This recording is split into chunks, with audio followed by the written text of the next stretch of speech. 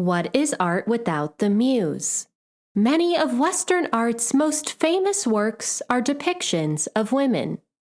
But who were these women? Do they have their own stories to share with the world? Hi, listeners. Grace Anna here, host of Art Muse, a podcast that shares the life stories of the women pictured in famous works of art. In doing so, Art Muse aims to reshape the ways in which we interpret these well-known works by paying dues to the women whose images have been immortalized, but whose names and stories have been wrongfully overlooked. Each episode focuses our attention on a specific female muse, sharing their important life and legacy. By sharing these women's stories, we are given the opportunity to appreciate artworks from a new perspective, through the eyes of the women whose image stares back at us. Season 3 continues to share the life stories of the women pictured in famous works of art, this time focusing on artist models who were also performers in their own right. Season 3 will begin its release this fall. We cannot wait to share these amazing women's stories with you. In the meantime, we hope you continue to enjoy Season 1 and 2 of Art Muse, available on all streaming platforms. Until next time, bye for now.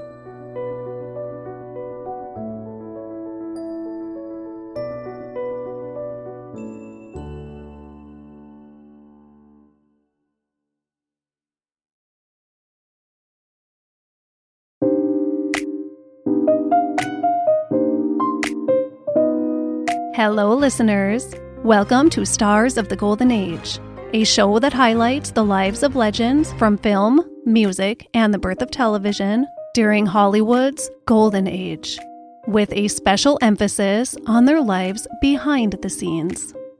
I am your host, Erin Carlson.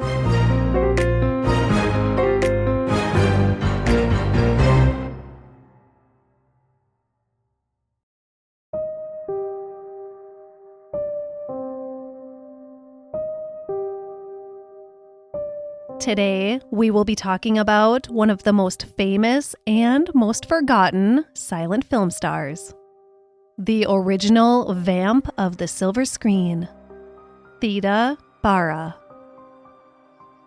Sometimes as I'm researching our stars, I realize a little ways into my research that there is going to be way more than I anticipated. Theda Bara, it turns out, is one of those individuals.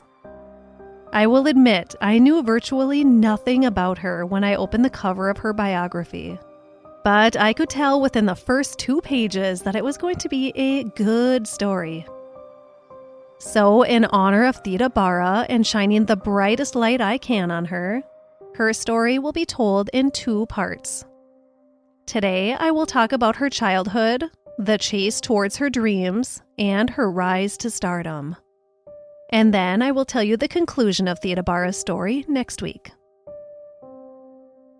My primary source for this episode was the premier biography written about Theda Bara. It was actually the very first full biography book written about her. It was written in 1996, and there are only a couple more out there today. The book is Vamp, The Rise and Fall of Theda Bara by Eve Golden. I've used Eve Golden's work before. I used her biography of Jane Mansfield for her episode. She is a top-notch biographer, you guys, so I was really excited to have the most accurate information available for Theda Bara. Let's dive in.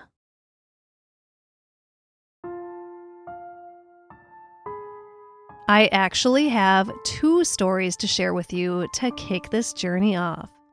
2 versions of Theda Bara's early life. One is the truth, and one was completely fabricated by the Fox Film Corporation. I'm going to tell you both of them. First, here is what the studio would want you to know about the background of its most intriguing star.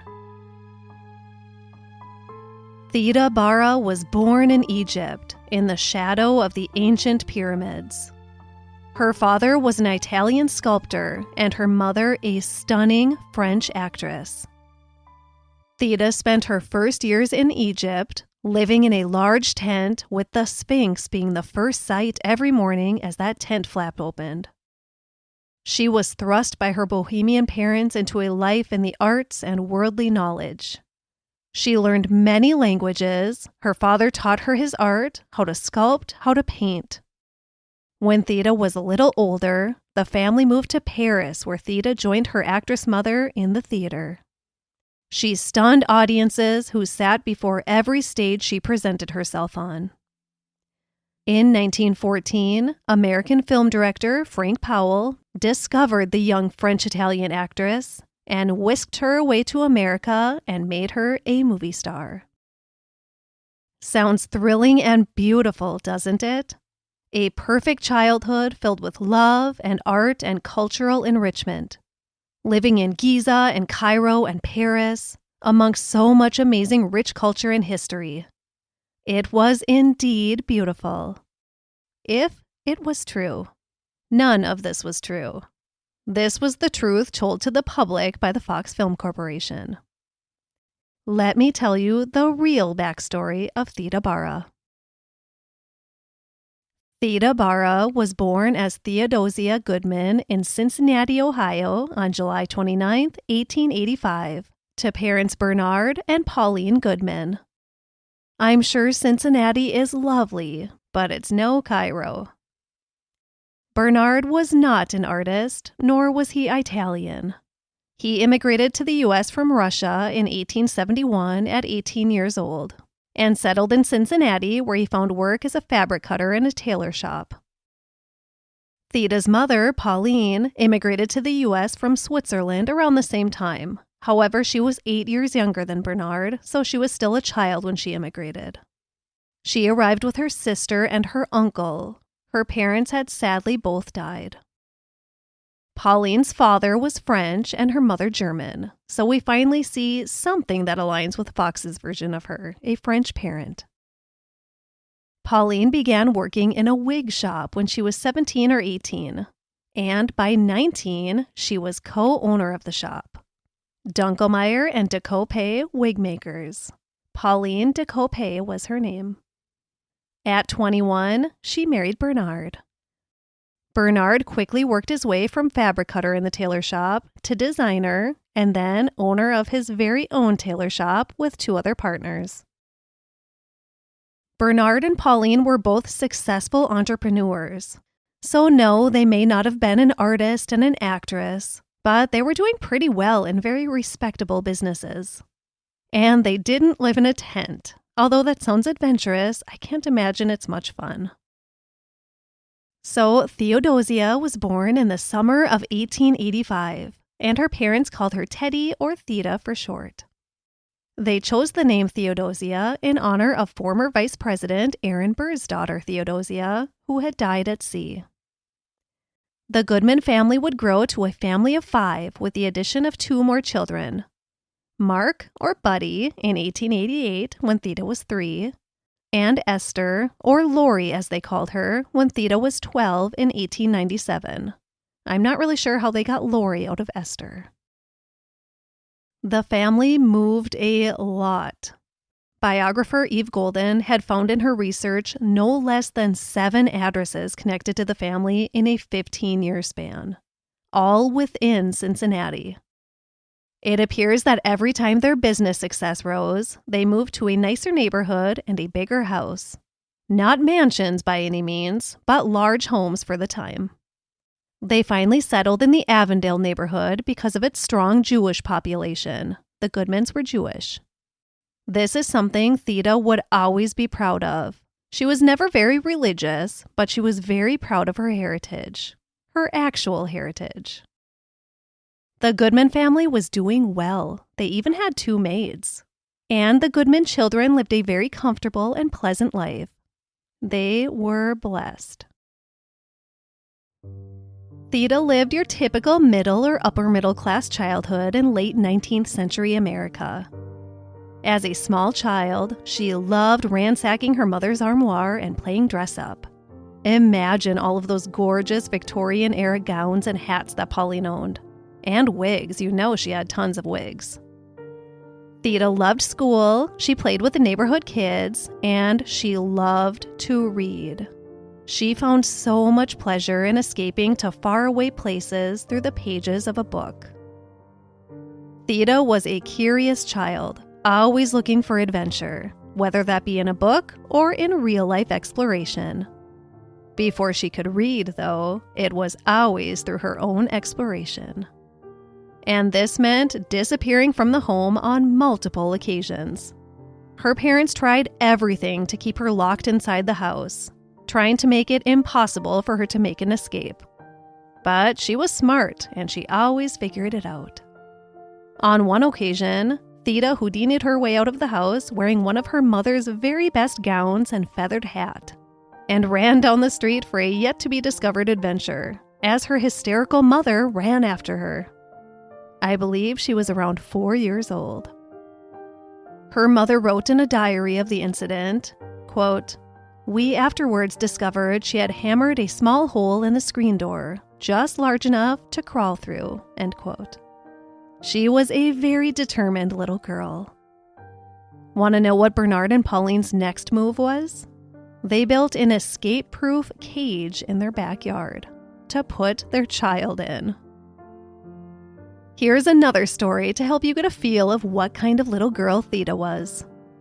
When she was about 6 years old, there was a man terrorizing the neighborhood by sneaking up behind little girls and cutting off their hair.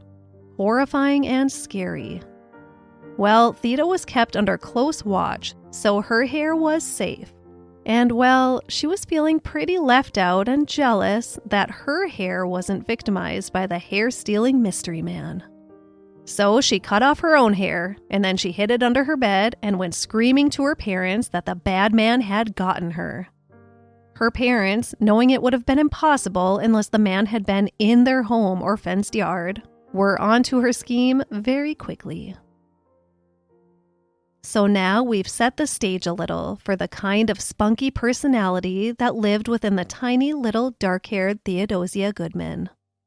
Now, what kind of activity do you think little Theda eventually fell into as an outlet for her vivacious, imaginative personality? Putting on theatrical performances, of course. By the age of 7, Theda was entertaining her family and neighbors in wildly creative and overly dramatic productions. She would draw inspiration from the countless books that she escaped into, as well as in art. She would take those inspirations, sprinkle in some dramatics from her insanely creative mind, and put together solo acts unlike anyone in her neighborhood had ever seen. Once she felt like she was a great child star, she convinced a neighbor to let her use his barn to put on a proper one-woman play. She enlisted the help of her brother and sister to collect admission and act as a bouncer. Reverse bouncer, actually. Her brother's job was to make sure nobody left the show. This may come as a surprise, but Theda was actually a pretty shy child. When it came to making friends, she felt very timid in doing so. This likely contributes to her creativity and love of performing arts. Yes, she enjoyed performing for others, but socializing with them was a whole different thing. She just really loved acting out those vivid pictures in her mind. As Theda grew into a teenager, she became captivated by famous theater actresses of the time. When the first silent films arrived, she was hooked. She wrote, quote, "I wanted to know how they dressed, what they ate, how they slept, and, in short, everything about them," end quote. It was during her high school years when Theda began experimenting with fashion and style herself, for the first time adorning black clothing and capes from time to time. Old-timey goth. She was heavily involved in the drama club and the school newspaper. Under her photo in her high school yearbook, the following was written: Theodosia D. Goodman, then a quote of hers, "With heart and fancy all on fire to climb the hill of fame." And then this passage: Theo excels in the literary art, and her work bears the stamp of a true genius. Her literary ability, however, is not the only claim she has to fame. Her historic talent is a characteristic well known to those who have witnessed a performance of the Senior Dramatic Club. She is an entertaining conversationalist. Theda was a very unique and talented girl. She wasn't one to follow the crowd. I think that's very admirable. It takes a lot of courage to swim the other direction, especially in high school. Theda graduated from Walnut Hills High School in 1903, and her next move was very unorthodox for a young turn-of-the-century woman. She went to college. There, she immersed herself in the arts, glee club, drama club, anything she could. But 2 years into her college career, Theda could no longer ignore the growing desire inside of her to reach out for bigger and grander things. She wanted to see what opportunities lie outside of Ohio for her to feed her creative soul. New York was the place to be for a budding actress. It still is and probably always will be for theatrical actors. But it was 1905, and silent film studios were multiplying by the day. The original film capital of the United States was not Hollywood. It was actually Fort Lee, New Jersey, just across the Hudson River from New York. So there was a lot of entertainment action happening there at this time. These early silent films were still 1 or 2 reel shorts, but advancements were being made every day, and it wouldn't be long before feature-length 8 or 9 reel stories were being portrayed on screen. Theda wasn't sure she wanted to act in pictures, but she did want to act. She just needed something to be the vehicle for her creative spirit, and she wanted to do it in New York City. She had to go to New York. Like a great magnetic force, Theda was pulled away from everything she'd known and right into the epicenter of theater arts and the budding filmmaking industry. Things in the filmmaking world were changing at such a rapid rate. Things were happening, exciting things. But 20-year-old Theda wasn't lucky enough to bounce right into the middle of it. And again, that's not really what she was seeking. She was seeking theater work, Broadway work. Theater work was respectable. Many people were still working on accepting film work. Aside from acquiring a new name, Theodosia de Coppet, her mother's maiden name, it's unknown exactly what she did during the first couple years in New York. But in an article written down the road in 1919, she was quoted as saying her early years in the city were, quote, "a year or 2 of weird, incomprehensible experiences, which are too intimate for the public eye," end quote. She said she did work in the theater, but there's no surviving evidence of what or where she performed. So because of this lack of evidence, it's likely that she was playing bit parts far off Broadway. I think it's safe to say, though, that weird, incomprehensible experiences too intimate for the public eye likely means a far less risque thing in 1905 than it would today. Far less. I mean, back then, even traveling alone as a young woman without a chaperone made heads turn. The first evidence found of Theda's stage work in New York was from 1908. She appeared both in New York and with a traveling stock company. Future gossip columnist Hedda Hopper was also working in theater at this time and later recalled her first encounters with Theda on the stage. She played a Frenchwoman with an accent that wouldn't fool a 5-year-old. "Oh, brother," she said. Never one to mince words, that one. Theda was not starring in any of these plays. She was a supporting player, and the experiences on the road for shows was not very pleasant. Travel conditions were meek, food was sparse, accommodations were dingy.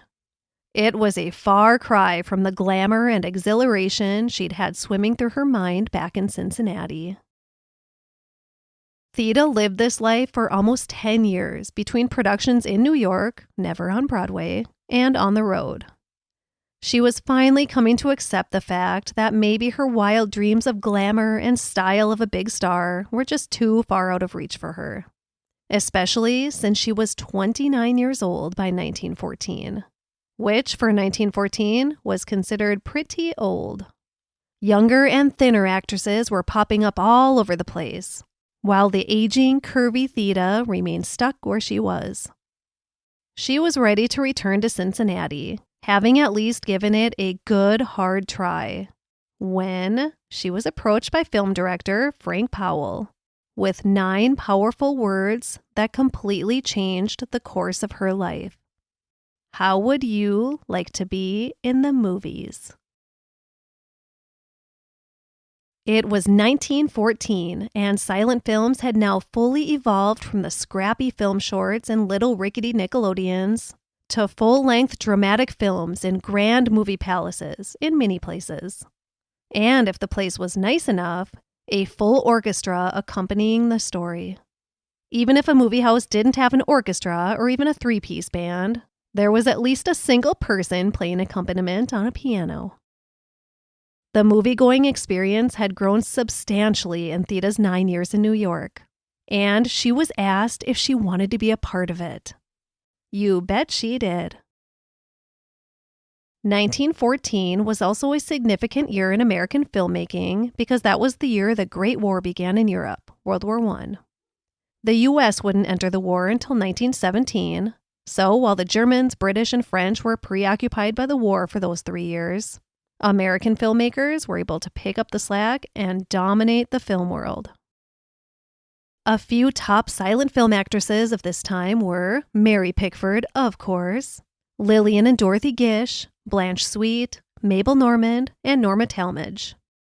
Pretty soon, the name Theda Bara could be added to that list. Now, like I said, 29 was considered kind of old in 1914. Especially to just be entering motion pictures. So Theda just shaved a few years off her age. Instead of 29, she was going to be 24 now. Frank Powell was soon to be moving to Fox Films, but the first film that he had Theda appear in was at another studio. It was called The Stain. It's a lost film, like so many other of those early silent films. We'll talk a little more about that in part 2. Theda was not the star of The Stain. She had a very small bit part. But Frank Powell had an idea to mold her into a top leading lady for Fox. He liked her vibe. Throughout her career, Theda would deny even being in The Stain. "I started out as a star and I remained a star," she would tell anyone who brought it up. She finally came clean about it in the 1940s. The first film William Fox had assigned Frank Powell to direct at Fox Films was called A Fool There Was. This story had roots first as a painting called The Vampire. The Vampire took influence from Bram Stoker's Dracula and was a scandalous piece of art when it was first put on display. I'm going to read you the description from Eve Golden's book because she just illustrates this painting so well. Quote, "It showed a white-skinned, black-haired woman leaning triumphantly over a prone young man who'd either been drained of blood or sexually exhausted. It was all in the eyes of the viewer. It was a shocking view of powerful female sexuality. The painting gave men shivers and thrilled women," end quote. And it scandalized many. The painting was then teamed up with a poem to accompany it. And the poem and painting duo evolved into a play on Broadway. And then William Fox purchased the rights to the play in 1914. So now we're back to Frank Powell, a fresh new face at Fox. William Fox considered several actresses for the lead role, but Frank Powell advocated for the unknown Theodosia DeCoppe, and they won. Theda was put under a 5-year contract with a salary of $150 per week. That $150 per week would adjust to about $2,800 per week today. The salary was figured out, the contract was signed, and now they needed to establish a name for their new future star. Theodosia Goodman just didn't pop. And they didn't much care for the name of Theodosia de Coppet that she had been going by in her stage work either. Her grandmother's maiden name had been Barringer, so it was decided that they would shorten that to Bara. Last name settled. Now, what to do with that long first name of Theodosia? They considered Teddy, Theo, and Theda, all nicknames that she'd had throughout her life. And they landed on Theda. Theda Bara. A Fool There Was began filming in the fall of 1914. Location shots were required in St. Augustine, Florida, and trouble began right away, before the film could even roll. The Great War was in its beginning months in Europe. The cast and crew of the movie were sailing outside of St. Augustine on a German steamer, without an American flag flown on it. The British Navy boarded their vessel, and it became quite the ordeal. And then another pause in filming occurred when Theda Bara threatened to quit because one of the costumes that she was required to wear. A swimsuit. She was outraged at the thought of wearing such an inappropriate garment in public. It sounded like it was similar to today's standard one-piece swimsuit. And something that would be shown on screen, she just couldn't. Well, she finally relented, and all of the stress over it was for nothing because the scene didn't even make the final cut. It's funny because what she wore in a film a few years down the road was way more scandalous than this one-piece bathing suit. Let me read you the description of A Fool There Was. This is the synopsis of the film from Rotten Tomatoes. Quote, "This early silent blockbuster finds successful husband, father, and politician John Schuler, played by Edward Jose, caught in the clutches of the scheming vampire, Theda Bara, a seductress famous for luring men, using them and leaving them ruined. Taking a business cruise to England without his wife and daughter, the easily fooled John is targeted by the irresistible vampire aboard the ship, and soon becomes her willing victim as she spends his money and drives him to drug addiction." End quote. So, something important to note here. When we are talking about vampires in this context, we are doing so metaphorically, not literal blood-sucking women. It is a woman who is cunning, cold, manipulative, and uses her almost magical allure to seduce and ruin men, with no care in the world of the destruction left in her wake. Instead of draining men of blood like a literal vampire, in this case, the blood is symbolized by the man's reputation, his will, and his money. She lures in victim after victim and spits them out the second she's fulfilled. She will steal a man from another woman, and she will kill if necessary.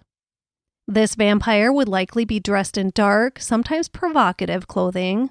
She would usually have long, dark hair, her lips stained with dark lipstick, and her eyes trimmed in thick black liner.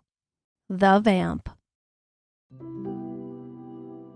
Filming for A Fool There Was wrapped up by the end of the year of 1914. And now came the really important part.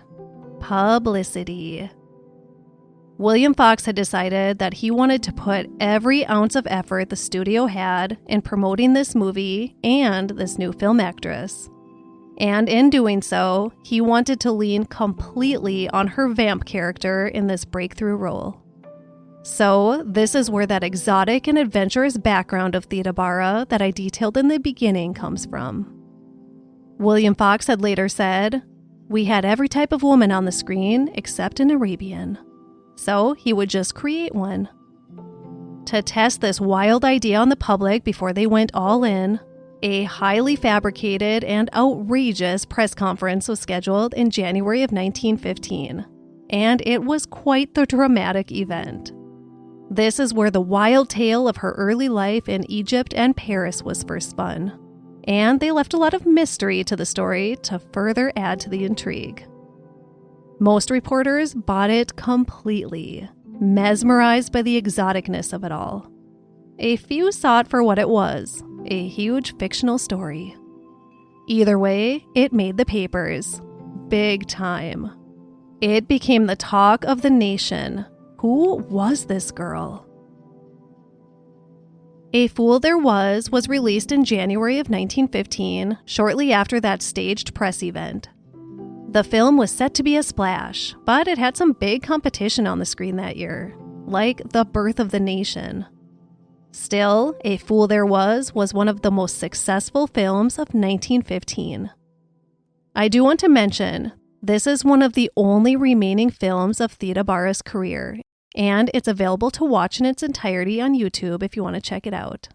I, of course, watched it so I could get to know Theodosia Goodman and her style. Theda Bara was an overnight superstar. In fact, she was the very first actress to accomplish this, to go from a complete unknown to a huge star just like that. Most others had been successful and widely known Broadway stars, or had taken a few movies to become a star, a slower rise to fame. Nobody knew who Theda Bara was in the fall of 1914, or Theodosia Goodman, or Theodosia de Coppet. By January of 1915, just a few months down the road, everyone knew who Theda Bara was. And everyone wanted to know everything they could about her. William Fox capitalized on Theda's popularity and intrigue by keeping her very busy in his films, in vamp roles. Fox continued to go all out with their publicity of Theda, and she was required for these publicity events constantly. For her press conferences, they would rent a hotel room and adorn it with dark draperies, tiger skins, mystical statues, so-called ancient jewels, and crystal balls. Why a hotel room and not her home? Because her home was cozy and light and filled with books. They needed that dark crystal ball vibe to keep their story going. Fox's PR team dubbed her the wickedest woman in the world to the press. They built on their image of Theda by feeding reporters a line about her being a reincarnation of a 17th century mass murderer. They suggested that her name, Theda Bara, was an anagram for Arab death. By no coincidence at all. Anything they could do to support Theda's dark and mysterious vamp image. She was given scripts of what wild tales to tell reporters, and they were wild. Of course, none of this was who she was at all. She wasn't the dark, gothic woman she was portrayed to be. She didn't have any real wild tales of jewel thief or adventure. She wasn't wicked. But her nickname was the Vamp, both for the vamp roles Fox kept starring her in after their first success, and that they had to keep up with that image. She dropped the image on at least one occasion when she told a reporter, quote, "I wish to the uttermost depths of my soul for a part in which I'd neither be an incarnation of evil, as I am now, nor an incarnation of holiness. I want to play a kind-hearted, lovable, human woman." End quote. When Theda did play something good and more wholesome on screen, Fox was disappointed with the audience reaction. Theda was the vamp to filmgoers. And it's important to know that in those early days of films, audiences believed their favorite stars were the characters that they played on screen. So, Fox wanted Theda Bara to remain their vamp for as long as audiences wanted it. Listen to this. This is really interesting. To support Theda's image as a dark, evil, mysterious soul, Fox enlisted the help of a physiognomist. Physiognomy was the practice of reading one's personality by studying the shape and bumps of their skull.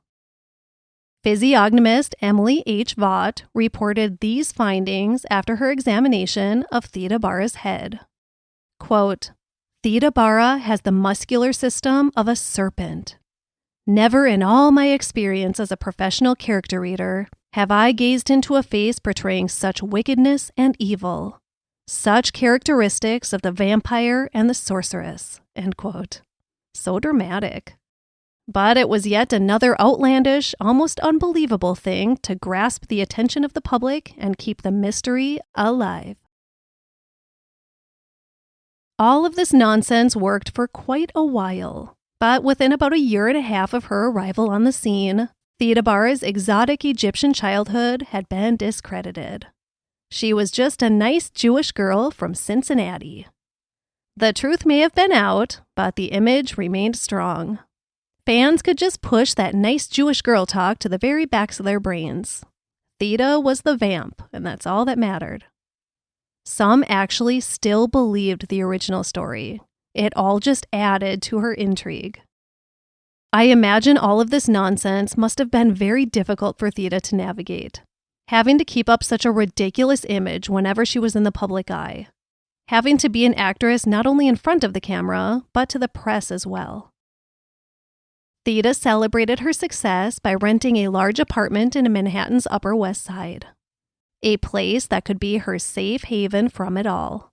Maybe the only place that she could truly be herself. By now, her mother, brother, and sister had moved to New York and moved in with Theda in her new apartment. Bernard stayed back in Cincinnati to tend to his successful tailor shop.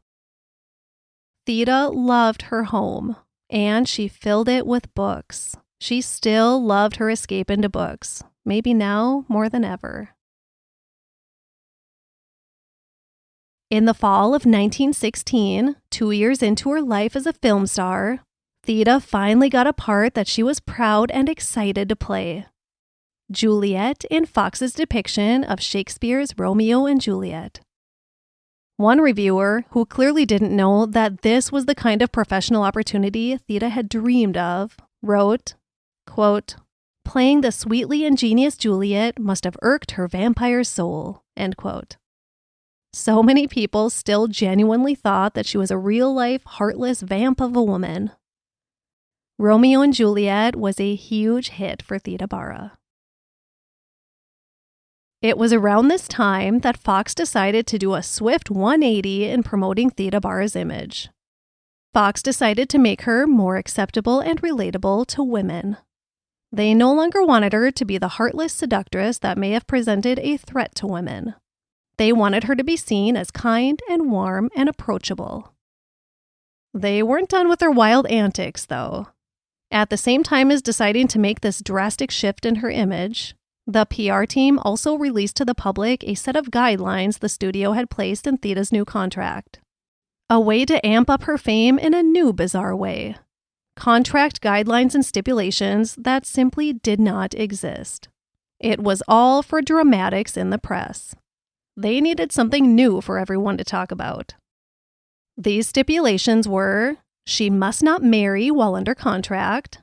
She must not appear in public without a veil. She must not use public transportation, only limousine. She must not go for walks during daylight hours. She must not go to Turkish baths.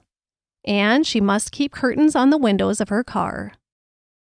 None of this stuff was actually in her contract. It was all just another ploy to add intrigue to her. But she was able to negotiate a big, fat new paycheck with her actual new contract. $3,000 per week in 1917, plus a percentage of her film's profits, and another $1,000 added onto her weekly pay every year for the life of her contract. $3,1917 would be about $76,000 per week today. She was doing pretty well.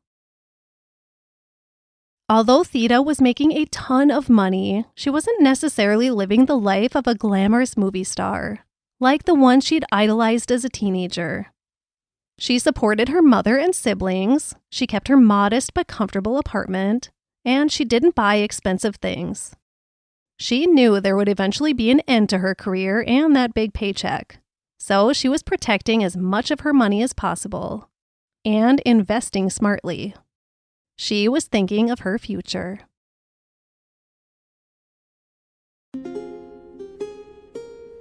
Along with her new contract in 1917, the year also brought what would be Theda Bara's most famous role, Cleopatra. And this is where I'm going to leave off for this week. When we meet back again, I will talk about the grand production of Cleopatra and the remainder of Theda Bara's story. You don't want to miss it. Before I say goodbye for today, I want to say thank you. After my little rant about kindness at the end of the James Cagney episode, I have received so many lovely messages. They were just filled with so much positivity and love and support, and I just want to thank you guys that took the time to do that. Not only did it make me feel all warm and fuzzy, but it just gave me a little extra sliver of hope that we're going to be okay. We have enough love, compassion, and kindness in this world to be okay. You guys rock. Thank you so much for the love and support. And I encourage everyone to share those little bursts of love and support wherever you can. Tell your loved ones you're proud of them, that they're beautiful, that you appreciate them, that they're a hard worker, whatever fits. Because I'm telling you, positivity can be pretty contagious. Speaking of, I would love to read you a review of the week. This is another comment from Spotify, and it is from Kieran Matthew Anthony O'Driscoll. It says, quote, "An excellent podcast for which many thanks. The episodes dealing with Rock Hudson were extremely empathic and respectful towards his memory and legacy. It was tragic that he had to live in the closet for decades and that he died of AIDS. When you consider that, if he had been a generation younger, he would have been much freer to be open about his sexuality, and his illness would have been treatable so that he could have lived for decades longer. Brilliant tribute to Rock." End quote. Thank you so much. I really enjoyed the journey through his story. It was especially emotional because he sounded like just such a truly amazing person. I chose to read this comment because Theda Bara, much like Rock Hudson, was forced to live a lie in public. It's a much different circumstance, of course, but she felt that she couldn't be her true self in the height of her fame as the Vamp. So she used her home as her safe haven, and so did Rock Hudson. His home was his most favorite place in the world. He didn't have to pretend to be anyone there. He didn't have to pretend to love someone he didn't love, or act a way that wasn't him. He could just be him, surrounded by the people that he wanted to be around. Fortunately for Theda Bara, it was easy to walk away from that false image anytime she wanted to, if she chose to. But Rock Hudson wasn't so lucky. Not in his time. And what you said is so very true. If only he had lived 20 or 30 years later, his story would have been such a different story. Thank you again, Kieran. And everyone, if you haven't listened to Rock Hudson's story, please go back and do that. That is also a 2-part story. His story is really moving. I also want to tell you about a program that was created by one of the biggest cheerleaders of this podcast, Neely. Neely leads a program called Triumph Over Trauma, and their mission is to provide trauma-informed community care and resources. They offer workshops on forgiveness, journaling, and more. A lot of great health and mental health resources. And you can become a group facilitator for the program as well. They are doing wonderful humanitarian efforts for communities all over the world. So please check out their website to learn more. It's triumphovertrauma.info. Thank you for the wonderful work you do, Neely, and thanks for your continued support of the show. And as always, please don't forget to leave a comment on Spotify. Oh, and Apple users, let's see some more positive reviews over there on the Apple Podcast app. Having them really helps get new ears to the show. There are, I don't even know how many podcasts out there, millions, so many podcasts, and it's just really hard to be seen in that big old sea of podcasts. So all those reviews really help. And hey, share it on your social media. Share the show with other people. I want these remarkable stories heard. Thank you, everyone, and don't forget to meet me back here next week for the rest of Theda Bara's story. And you know what? I like the way that I ended the James Cagney episode so much that I'm going to say the same thing again. And maybe I'll just say it every time. Who knows? Reach for the positive in every day, be kind to everyone you encounter, and have a great rest of your week. My primary source for this episode was the book Vamp, The Rise and Fall of Theda Bara by Eve Golden. I also used RottenTomatoes.com and IMDB.